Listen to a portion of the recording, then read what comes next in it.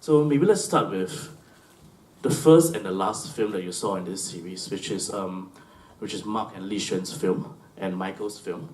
So to us, when the selection panel was selecting these films, they noted that these two films centered around obviously family, but also through the perspective of maybe a child as well, and a male child as well. And there's also the presence of this single parent presence in your films. So maybe let me just start with Mark and Li Shuen. So with your film, why did you choose to approach your film, perhaps maybe in the later half of the film, through the kid, and also the kinds of narrative about the surreal situation of the Singapore and the nuclear and everything? Like, why do you choose such a narrative point to start your film with? Yeah. Well, I think for us, like approaching this film, there was it started off with a prompt. I mean, because it's part of a program, but we're really thinking that we didn't just want to make a film to kind of respond to a prompt, like an answer to a call kind of thing. So I think it's kind of, it'll be the same as any other film or thing that we create, in that we're trying to kind of not just create a story in, like, I don't know, like presenting a narrative or something. Maybe we want to think about, we were trying to think about it, think through, our being in, working through and thinking through, our context, like our being in and working in Singapore. And, really, I think why approach it to, say, a boy or a family or a dog? It's kind of because my mom was asking me, like, what's this, what's this film about? Why you want it to be about this? And I'm like, well, what it's about, it's just a dog, I was like, and really we're just trying to sometimes avoid kind of the Orientalism with, trying to present something based in Singapore, or, trying to look at something through a certain gaze, a certain perspective. So really, I think it was exciting for both of us to kind of, right, like approach this through a family, and it's a story about their dog, yeah, I think that was what excited us about making this film. And just to briefly add on, I think, like what Mark said, the perspective that we're taking through this film is more empty.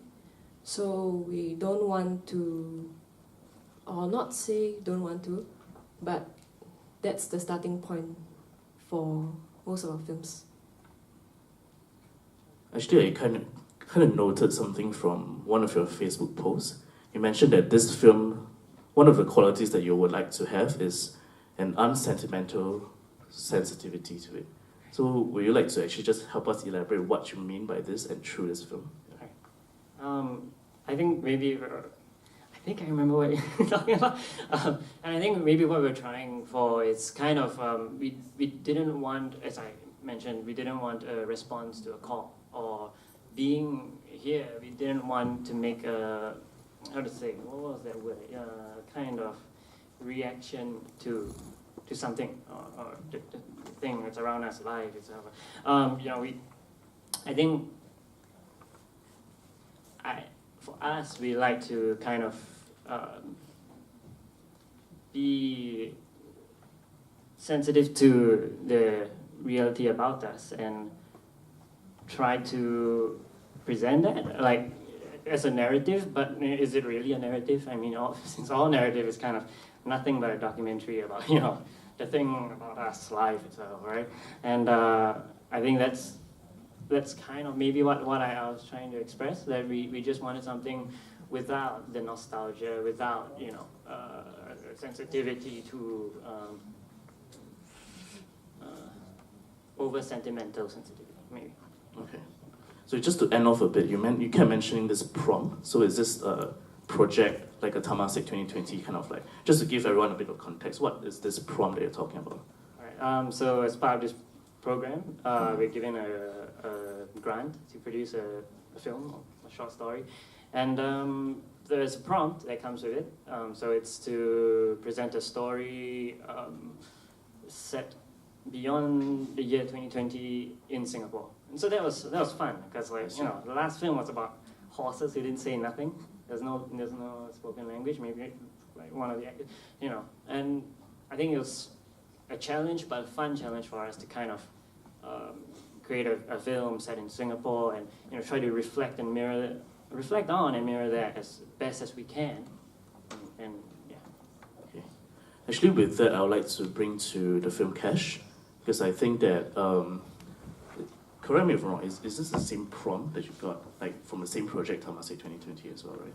So this idea of like beyond 2020, why did you choose to portray in still such a familiar setting of the supermarket, of the ladies, which maybe we see in everyday life at this setting, although the prompt is somewhat futuristic in that way? Yeah, I guess like the prompt, to be more specific, doesn't have to be set in 2020 or after that. It's more like a response to that theme beyond 2020. Like Cash was, I felt like we wanted to make a story about the actual relationships between humans instead of like to be anything about science and stuff like that. Yeah, so that's why the film came about like that. Yeah. I think we all liked the use of comedy, like this comedic elements, or what maybe some of us perceive as comedy within this dramatic scenario, which is, well, a very real life social issue as well. So could you talk about how you tried to infuse that or balance drama and comedy within this film? It's a difficult question. I mean, because I love comedy. I like to watch stories that are honest and at the same time entertaining. But I'm not very good at it. So like this is like a little bit of an attempt to like do that. I don't know how to answer that question about how. Yeah, but I guess to not like lose light of like the, cause like there's a lot of point like our opening sequence where we like try to set it up in a, like the original script is even more, I would say, funny, but like during the edit we cut back on that quite a bit because we were afraid that like it loses the stick of the situation. So like that was some of the struggles that we had trying to balance it. Yeah. Thank you. I'll just move on to Michael, like about your film as well. So one thing to note, for at least for me, is that of course there's across this selection there's a difference in language as well. Like for Mark's film, there's a certain tone and a certain enunciation of the English language, whereas for some of the other films, English isn't really used as well. It's more the vernacular. So, well, at least for Michael's film, and I know for a lot of your other films as well, your previous films, there's always through the perspective of a child or a boy. So, why is this a constant motif that you always return to? Maybe that's just to find out more. So I've made a few short films with children. Actually, I enjoy kind of making short films with children. Yeah, in a good way. Yeah. So, I guess basically for me, my childhood is a treasure trove for memories and also inspiration for telling stories. So I guess that's the reason why I like making films. Sorry, what was your question again? Just to find out more about that. Okay. Basically, I guess for me, for this world of this child, basically the child is not really a boy and not really a man, so it's a bit of a grey area for him. And one thing you asked about, single parent family. For me, I guess the absence of a woman or mother figure in the character's world is a deliberate reason why I wanted. I mean, there was a deliberate reason why I wanted it in, because it's really about him trying to reconcile that in the story itself, when a female character appears and he has an attraction to her, and all these things happen, and he doesn't quite understand what's going on. You know, so these things actually come into play when the story unfolds. Thank you. I'll just move on to the other films. So I'd like to point out two films from this selection that I think when a lot of the selection panel or myself watched it, it felt like it's a privilege to actually be able to witness a private moment. And I'd like to point out Wei Keong's film, Between Us Two, and also Kang's film, Away. So it felt like when we encounter your films, it's this private moment that we had a privilege to actually encounter. So maybe let's just start with Kang's film a bit. So maybe just give us a background of how you actually shot this. Of course, who the lady is as well in the film. How you managed to shoot this very private moment, and is it even fabricated, or it's something that you really caught on the fly? Just have a bit of background of what happened with this film. Yeah, so, well, to start off, the lady in the film, which I have the privilege of calling my fiancée, she's acting in the film. We did this film, it's fictional.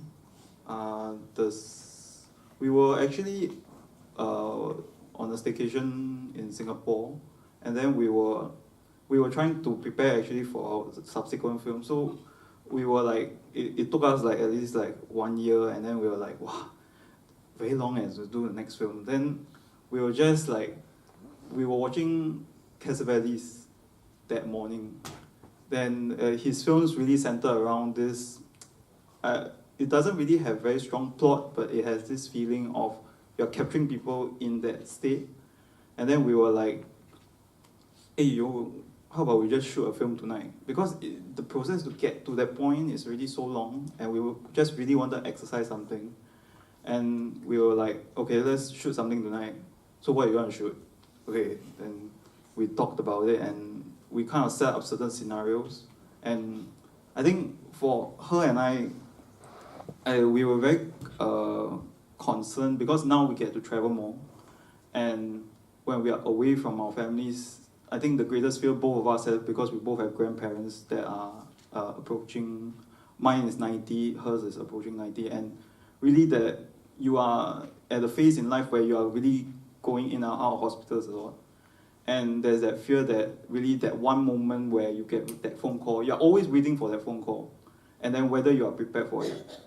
So it's kind of where we set up a scenario. Since we had the room, let's fake it that we are overseas, and then we just did it bit by bit, and it unraveled. And I mean, I was really cheapskate, but we used an iPhone to shoot it, and it wasn't even my phone. So she acted with my phone. But the iPhone video quality a bit better. So yeah, then we just did it, and it was really difficult because the shot where she broke down, I didn't know when to stop rolling. And yeah, it's a tricky balance. Yeah. It's Zizi here, by the way. I think the actress did a good job if it's fictional. Yeah. Let's move on to Wei Keong's film. So I think if this is a story about yourself, then I think it's a very deeply confessional work that you've done. So, and I can imagine how much perhaps courage you needed to, or throughout the process of making this film, or to even present it today to the audience. So maybe tell us about this process of how you reconcile with yourself, and how you even manage to actually bring this very personal story of your own to the screen, to the public. I think for me, I'm always looking for ideas for my next animation. I'm an animation filmmaker. I always collect ideas, and throughout the year, there's a lot of concepts floating around. I shoot shots and drawings, and for this film, the hardest part of the project is to find what I really want to say. So I took 1 year to kind of suss out the essence of the story. And then when I realized that, oh, I actually wanted to speak to my mother, who has been missing for that very important 10 years. in my life, and then the production is actually very fast once I get down to the script. So when I record my own conversation, I turn off the lights at home and basically imagine how, if she was in front of me, how I would approach her and tell her this, whatever the things that you guys saw in the film. So that actually it's a very painful film for me to watch. So I always try to stay out of the screening room. Yeah. Thank you. Thank you for sharing the film. Yeah. I'll move on to the last two films for now before I open up to the floor. So the last two films, which is Row by Amanda, and sorry, it's a long title. Of course, Vishal's film about the migrant poet. I think one thread that was identified is about ethnography, about how these films actually help to illuminate a certain experience in Singapore that might not be always in the limelight. So, but I can imagine that at least watching these two films, very different styles have been employed. So maybe let's just talk about perhaps how you encounter these characters, firstly, in your documentary, because I will presume that both of you are not really in those communities that you subject your camera to. How do you encounter them, and how do you choose the style that you chose to present them? And maybe let's start with Amanda. Yeah. Okay, so this was for a school project. The theme was like observational documentary. So we had to research on like which subject we can like choose to feature. So I was like doing my research, and I chanced upon this thing called boo-boo fishing, where like the last few traditional fishermen in Singapore, they build their own cages, as you can see in the film, and they go out to sea every single week, and they put these cages in the ocean, and a week later they go back to get the fishes. And so they do this just like every single week, and you would never imagine that people like that still exist in Singapore. So I found that really interesting, and I also thought it could be very cinematic, because it's the sea, and it's like I just wanted to really do something that I was proud of. So yeah, I delved into like finding this fisherman. So I contacted the guy who wrote the article, and I got in touch with the fisherman. Actually, I didn't get in touch. I went to the beach and I like found this guy. So I asked him like, okay, can I film you? And like English is not their main language. So it's like a very comms breakdown kind of thing. But like I still managed to like speak to him, and I got to know him before I started filming him. Yeah, so it was a very like interesting experience. Yeah. Thank you. Yeah. Maybe with Vishal. Yeah. How do you encounter the poet? So it's actually, it goes back about 4 years. So my volunteer stint with TWC2, which is Transient Workers Count 2, it's an NGO in Singapore. I had a stint over there volunteering, but then I got involved with the migrant worker poetry competition. I wasn't organizing it, but helping doing the PR and stuff like that. So Rangarajan was one of the first few winners of that competition. He won the 3rd prize in the first year. But I think what got me very interested was he was the only Tamil, not just Indian, but only Tamil poet in the first edition, and there were 14 other Bengali poets. So I started to wonder, what kind of support networks do Tamil migrant workers have? Because the Bengali migrant workers, there's this institution called Dibashram, which used to be in Rowell Road, or I think probably still is in Rowell Road. So they used to hang out there every Sunday, recite poetry, organize their own plays. So when I looked at Rangarajan, it was more like, where is he? He just showed up, he took part, and he won. And his presentation of his poems are no frills. He has a way of, being very nonchalant about it. So I approached him for a video essay at first, but what started as that idea got me meeting a lot of people who were very kind to give us equipment. Also, Shamin, our producer, co-producer, who I casually met, told her about the idea. She came on board, and she roped in Dharma, who's the former guitarist of Observatory as well. Yeah. Thank you. Yeah. So at this point, I think just hearing from them briefly, I think what the program hopes to do today is, of course, to try to have a diverse experience of what Singapore lives can be. And with that, let's open up to the floor. If anyone has any questions for any of them, and also please, if you'd like to direct them to specific people, just name who you would like to direct your question to, so we can quickly get to it. So yeah, if anyone has any questions.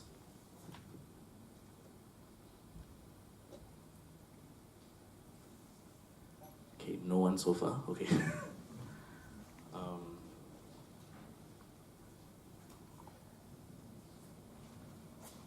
Okay, so maybe I'll just ask another question. If anyone doesn't have any questions so far. Okay, I think one thing that we observed about the selection is that there have been a lot of family-centric films. And I don't know if it's a trend or anything, but family-centric films and problems with family seems to be quite a common theme, especially in like the submissions that we got. So I don't know if that's something to comment about, but especially with just today's selection, I think at least half of the films are about the relationships with parents, the kid and the parent, or like the anxiety that you have with the family itself. So maybe I'd just like to start with Michael, yeah, because as we mentioned, like a lot of the films deals with the perspective from the kid itself. So I don't know if is there anything that's from your own personal experience that you drive from, and how much from your own experience do you bring to the screen, especially with regards to this film? I guess a lot of insights that I from life itself are actually brought into the film. So different elements are inside there. So actually, before my grandmother died, she had a helper, and yeah, my grandma was a really very grumpy person, and she was just day in day out. She's just really not very pleasant to the helper, and that kind of stuck with me. And then in my own family itself, we used to have a helper. Unfortunately, she wasn't very helpful. But then the thing is that she had this habit of singing, all the time. So that was something that kind of stuck in my mind as well. And so those sort of elements, bits and pieces of different elements, sort of came into influence my film. And this film actually is quite a family film in the sense, not just in terms of the content, but my son is acting in it, so he's the lead, and my dad is actually in it. He's the grumpy old man. Yeah, actually he wasn't grumpy enough. In life he was really, really grumpy back then, But over time he's really mellowed down. So me getting him to be angry is very difficult now. Well, when I asked the question, I actually didn't expect that your own family members are in the film. Yeah, so this is the first time I actually engaged my own family to perform in the film in that sense. Yeah, so far I haven't done it. I think I'm not sure whether I want to do it again. See, well, I think maybe with Mark, I think just also back to the same question. Were there any maybe personal experiences that you actually thought about and brought to the screen with this work, or maybe the relationship with a dog, perhaps? Yeah. Yeah, I think I guess as far as I was thinking about it a bit because the screening today, we were just talking about it earlier over lunch, and I'm just thinking that maybe in that way, this is not really a story that we sat down and wrote or wanted to write or wanted to express in a way. Like it would have been, I think, similar in all different ways, but similar if if anyone wrote it,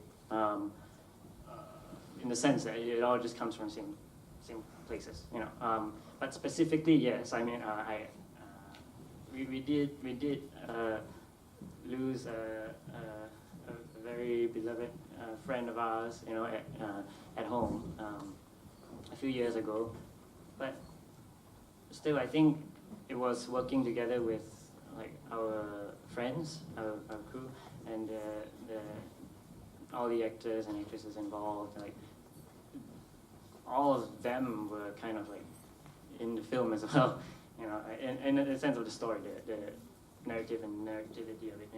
Like I think they inspired the film because we want to find something there, like not produce a film, but kind of go on this pilgrimage with the equipment and kind of, I don't know, find this temple, this source, where we find this story, or the eventual, say, wherever it's watched or disseminated into the internet or whatever.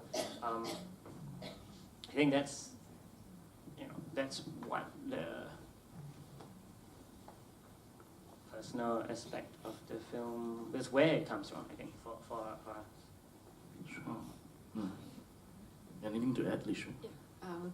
So I think the story was already there, and our effort in making this film was just trying to uncover the story with the help of a lot of people, including our cast and our family. Thank you. I'll just have one more question. This is direct to Wei Keong.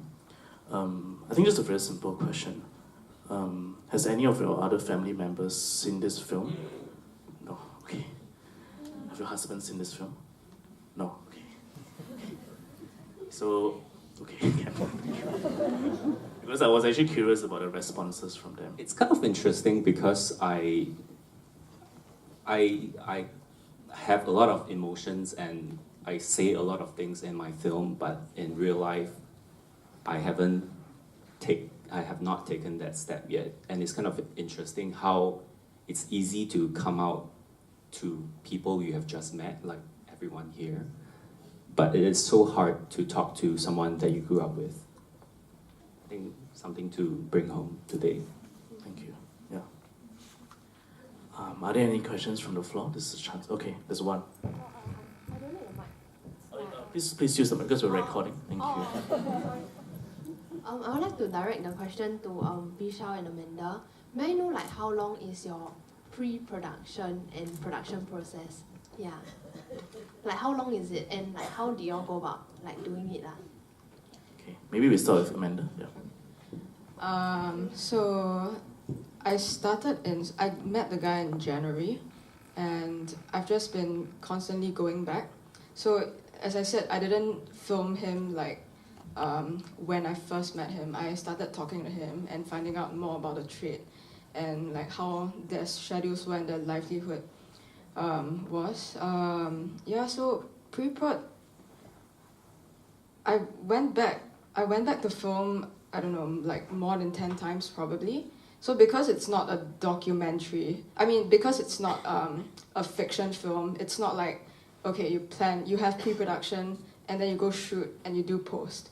For me, it's just constantly just going back to get better material. So I would say the entire like pre plus post production took like 6 months. I completed it in June, and yeah, so it took like about 6 months. And the edit is just, I've had many edits, so this is like one of the like longer edits. I have many like different versions of the film, but I think like this one's the one I'm like proudest of. I had problems piecing it together also because of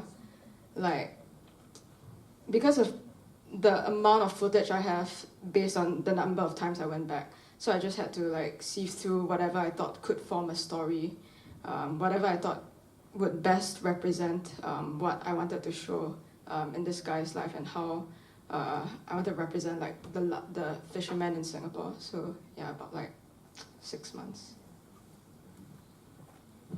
Well, our film took about 1 year and 8 months to complete, only because all of us have day jobs.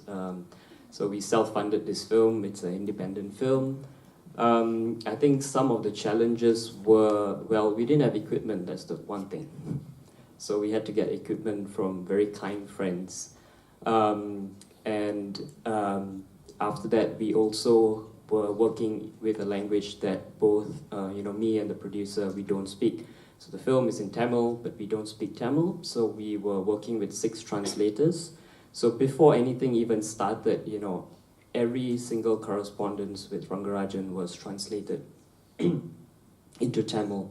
So that had to be done. And when you're talking about documentary filmmaking, you are working with a group, you're representing someone. And in this way, you also have this responsibility to tell that story with the person being involved as well. Especially if it's a group that is seen as, shunned or discriminated within a country. There is a power imbalance. So in terms of taking stories from communities and putting that out, I thought that was, one of our primary concerns. We had to do it the right way. And we are mostly in the east of Singapore, and he works in Woodlands. He does not get time off on Sundays sometimes. So it took a while. That's why 1 year and 8 months. Thank you. Thank you. Maybe we'll just hope to have maybe about, say, 2 questions from the floor before we conclude the session, if anyone has other questions to ask any of the filmmakers here. Okay, there's one right at the back.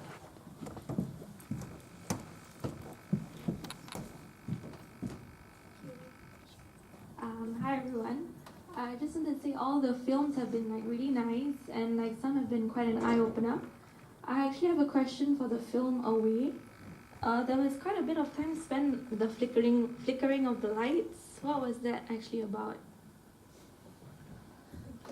So, actually, it was based on the fact that when we went to the staycation, then we couldn't figure out how to turn off the lights. Then we realized that actually there's another button across the room. But then, for one night, we actually slept with the lights on. So then we realized that if we integrate that to the film, it might have some. I mean, I can give you a very artistic answer, but actually it's just we couldn't figure out how to off the lights. Yeah. Thanks. Exposed. Any last questions from the floor? Yeah. Anyone has any last questions?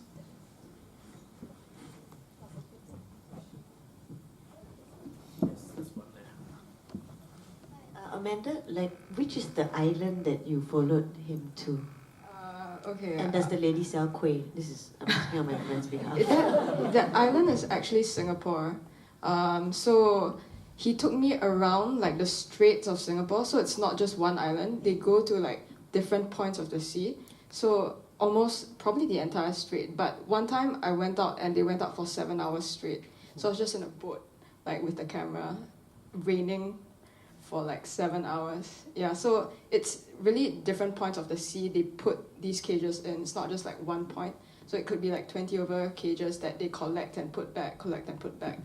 Yeah, so, and that island on land, that's Singapore. That's West Coast Beach. Where's the starting point. And yeah, the woman makes her own kueh.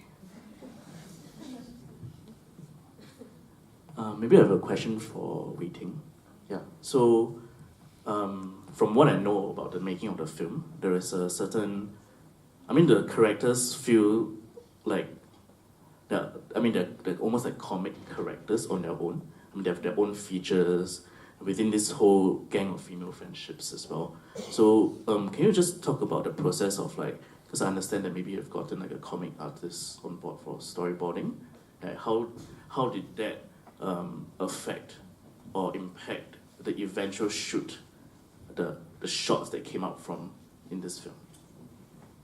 Okay, character-wise, basically when I knew the premise that we wanted to explore it, and then my co-writer Zoe and I came up with the characters based on our own experience of who will fit well into a clique. So it's more cause we are not aunties, so we only have friendship experience based on our high school or secondary school days, and that kind of crafted the base of the 4 characters, and mainly one of them was and the foundation of that was one of them was molded after my mom, who was a supermarket cashier. Which one is your mom? She's called Jie Okay. in the film, which is played by Gui Zhi. She's up there as well. Okay. A round of applause for the actress. Yeah. Thank you. So she was basically because my co-writer met my mom, and then when she met Gui Zhi, and then she was like, okay, they're very similar, in a lot of ways. yeah. And we did. I don't know how do you know that we have a storyboard artist? I investigate. Oh, okay. Yeah, so because it's a part of MM2's requirement under the Temasek 2020 project that we have to have the storyboard done. And with regards to your question, my DP doesn't read storyboards, so she threw it out and then we didn't follow anything from the storyboard. Yeah, but so we kind of just we didn't really have a short list either. So we kind of just discuss things on set and improvise from there. And that's what you are seeing, Yeah. Cool. Thank you so much. Okay, I think any last question? Okay, okay, maybe we have 2 final questions before we conclude the session. Yeah, this is directed to Amanda. Yeah, can you check does it know, how does it identify where the traps are? Is there any marking along the streets of Singapore, or does it check out all the traps every day? Okay, this last community of fishermen, they used to stay in the islands surrounding Singapore, so they were not originally from Singapore, but because of the industrialization of these islands, they had to be evicted to Singapore. So now, they grew up knowing the sea very well, and they grew up learning how to create these traps. And because their parents were also fishermen, they've gone out to sea since they were kids. So to them, the sea is like Orchard Road to us. We know how we know the directions to wherever we're going, and that's just how familiar they are with traffic in the sea. Also, how they know exactly where the cages are. They tie these bottles to the algae or the seaweed in the sea, and use these as parking points. So it's very interesting. I learned a lot while going out to sea with them. Yeah, so that's. Thank you. We have one last question right there. Thanks everybody for your short films. I really enjoyed the selection, and I think that there was a lot of heart that was put into it, so I really appreciate that. I had one question for Wei Keong. What was the significance, and this is also because I'm very disturbed by it, having a tumultuous relationship with my parents as well, but what was the significance of giving your mother a hysterectomy? But it was from the abdomen. So there's a part where the character, I'm not sure who that was, but It's her actually, abdomen is it's cut actually open. me taking out the tumor. She died because of ovarian cancer, and when I was really young, I thought, I hope I could just be like a surgeon and just extract that tumor for her. I think that's the salvation that I hope to do for her. Is that what you were asking? You interpret it in a different way. I wasn't sure. That's what it fine. meant. That's I wanted fine. to ask. Yeah. Thank you for sharing. Thank you. Okay, we have one last question. Yes. thank you for a wonderful afternoon. Like each film was wonderful and they really touched my heart. Like I was crying for all of them. Wei Keong, this is the second time I watched your film, second screening, and as a mother of two boys, I felt very touched. Yeah, thank you for it. I actually have a question. What does it mean to be a Singaporean filmmaker? Where do you see yourself in 5 years? I don't have filmmaker friends. I don't know, what do you do? Like, do you look for funds and keep making film? Mark for a way? You mentioned like, oh, for your other project, it's going to be like another year. So you're like, oh, why don't we just film tonight? So do you constantly make film, think of projects to do, or do you look for fun? And how often do you guys get funds? Maybe I'll just interpret this question very simply because it's a question across the board here, right? So how have you been, how are you continuing to make films as a filmmaker, and also how do you see yourself as a Singapore filmmaker as well? Maybe these are the questions to think about. Yeah. Since maybe it was a question firstly directed to Kang, maybe we start with you. So I'll answer the first part. I think funds is always tricky. It depends from project to project. I mean, for me, the previous films that I make, I always have a system in terms of what I save, and then you put aside to the film you make. You try your best, then you can apply for grants funding. I think the one most people know. And then the second part is, what does it mean to be a Singapore filmmaker? I think making films is hard. It's very hard, as in really. And my mantra in the way I make films is that nobody needs me to do films. It's a privilege that I can be doing films. And then if I'm going to make a film, I feel that for me, I want to do something that respects what I'm going through and also respects the audience that I'm making for. So for me, in the Singapore context, is also informed by the surroundings that I know and the people that I know.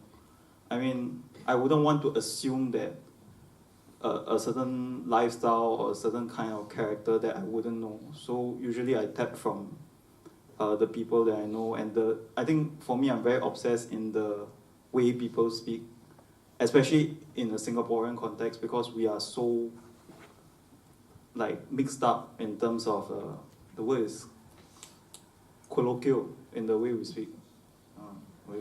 So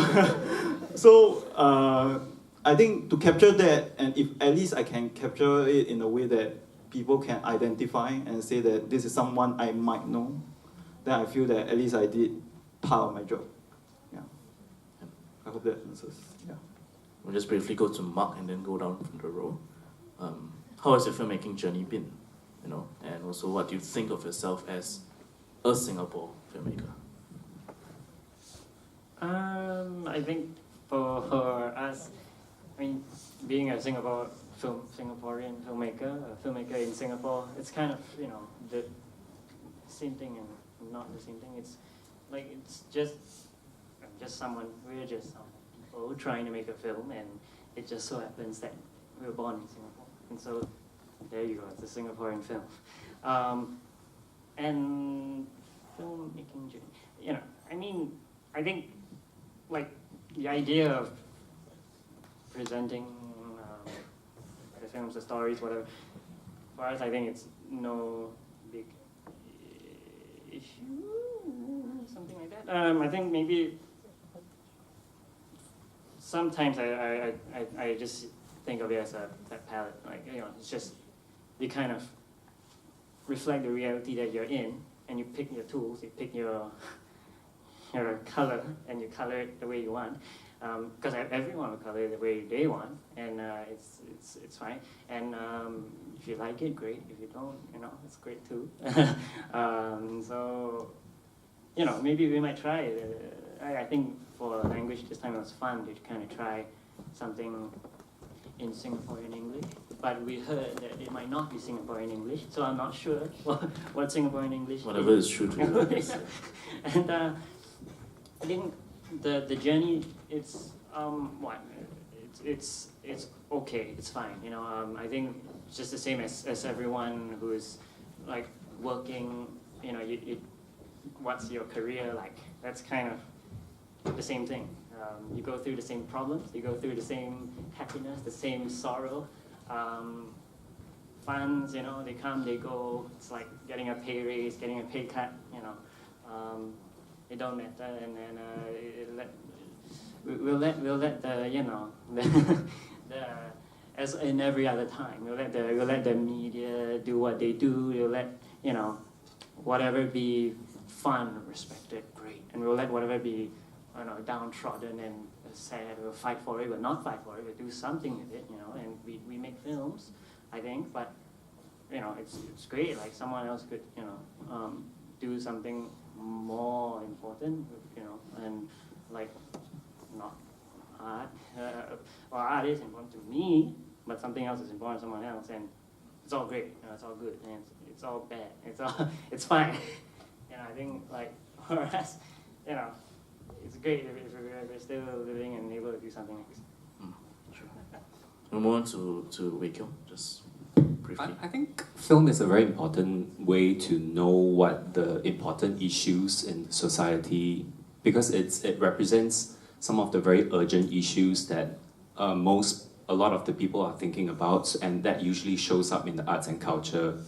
In terms of entertainment, you would think that it's just entertainment, but actually they are dealing with a lot of social issues that is urgent in the world. So that's what I think Singapore film is about. It always addresses, whether it's in a comedy form or in a narrative documentary, we are underneath everything. I think there's still very important issues that we want to bring up to the audience, and I like to do films that kind of had a sense of urgency. Otherwise, why make that film at this point, right? Thank you. Vishal? Yeah, in terms of funds, there's one of the questions. I mean, our film was self-funded, so when, you know, with future projects, I think it's if there's something there to be made and we feel very closely to it, we will do it. And now I know there are other Temasek offering funds and stuff like that. So yeah, as and when we will look for them. And I think this is our first project, so it has opened some doors for us as well to talk to people. In terms of a Singapore filmmaker, I think our understanding of Singapore, I mean, we are very privileged, not with funds, but we are very privileged that we have a lot of stories to tell. We have a lot of languages that we can tell our stories in. And we also have a large population that has not been in Singapore for a long time, who are still part of this country. So in that sense, I think we are privileged with stories, and we should make the most use of that, including, you know, working with characters who we don't see in the mainstream media. Thank you. I think, like, whether people would admit it or not, like, I feel like filmmaking is a very first world kind of career. Like, you wouldn't, it's a very, like all of you have said, like, it's a privilege to have, to be able to make films. Like, you throw a whole bunch of money into, like, pre-production, post-production, and in the end, like, it's kind of just to fulfill that idea, which, if you think about it, it's kind of narcissistic. Like, there are so many issues and, like, organizations that require the money, but why do we feel the right to invest money into, like, these films, or just to fulfill those ideas that we have? That being said, in the next 5 years, like, as a Singaporean filmmaker, I feel like if a film doesn't have a purpose, it shouldn't be made. So yeah, I think as a Singaporean filmmaker, like, we have that responsibility to tell the stories that like need to be told, and just be responsible in what we put on screen and what we spend money on, and like make sure everything is justified and has a reason. If not, like that it shouldn't be done. Thank you. This is like a very big question. Can be a 5 hours conversation, but with regards to funds, I guess my previous works were all self-funded with friends. Like Kang and I made one like 2 years ago, and then previously our FYP as well. So like this is the very first time when a project that I work on, like self-initiated, is actually funded by a body, and the Temasek has to be like under 25 years old to apply for the 2020 thing. Yeah, so like I literally not eligible. Yeah, I mean I literally scraped by like a few months, because like it was like a few months before my birthday, and You milk it, it's fine. yeah, so like it feels like a privilege to be able to like make with this amount of money. And I think in Singapore it's very weird, because I think across the world as well, but basically the distribution doesn't really like reap you back any money, especially when you are talking about short films.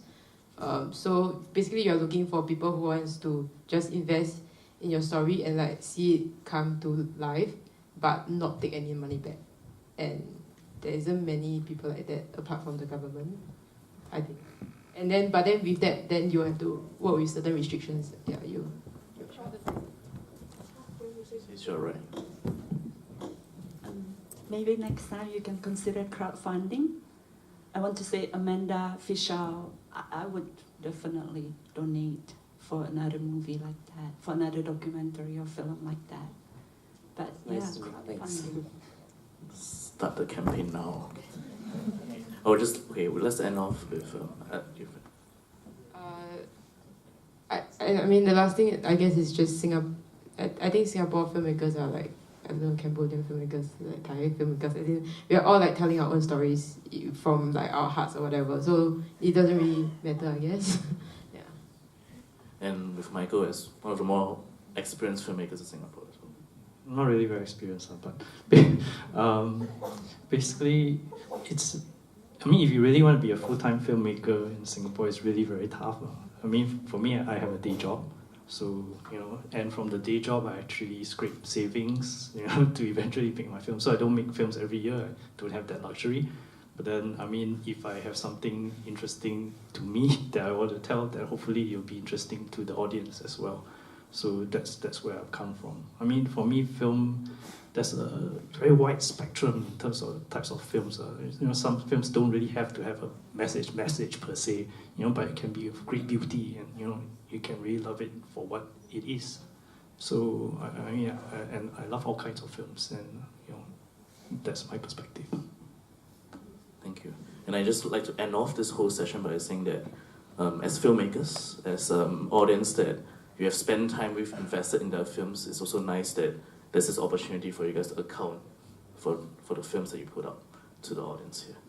So with that, I'd like to thank all the panel of directors here today, and for all the audience for joining us today. Thank you very much. We still have one more session tomorrow of 7 other films that were selected in the official selection of 14 films. We're actually oversubscribed, but if you would love to come by, just drop by and maybe we can get you in. Who knows? Because it's free and people don't come sometimes. And also just end off, just to further as well this understanding and reading of the films, we also commissioned a few writers to actually write about everyone's films here. So if you love to find out more about their films or someone else's reading about the films, go to the Asian Film Archive's website. It will be published on our blog, as well as the Singapore Shorts microsite. And just stay tuned to our socials and everything, and just pick up the booklet. And with that, I hope everyone has a good evening and have a good weekend. Thank you.